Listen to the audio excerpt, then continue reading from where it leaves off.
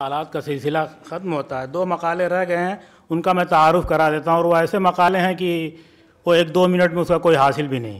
ایک تو رسالہ قائد مولانا محمد میاں صاحب کی زندگی کا ایک بہت اہم کارنامہ ہے۔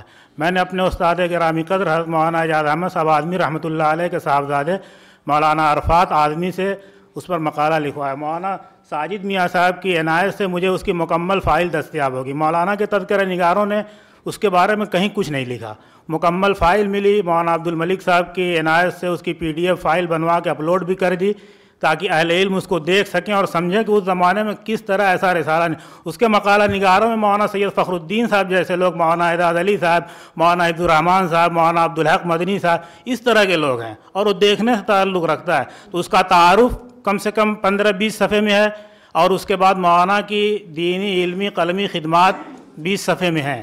اور دوسرا مقالہ ہے مولانا سید محمد میاں صاحب کی علمی و قلمی خدمات رسالہ دارالعلوم والقاسم کے آئینے میں۔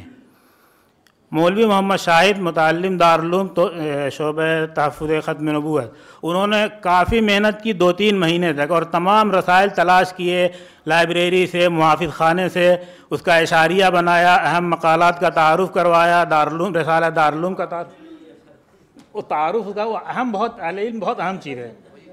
تو اب یہ مقالات جب چھپیں گے تو انشاءاللہ اہل علم اس کی اہمیت کا اندازہ فرمائیں گے۔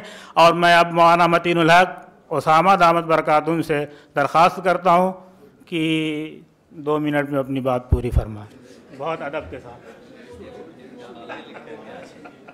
مقالہ ہو گیا۔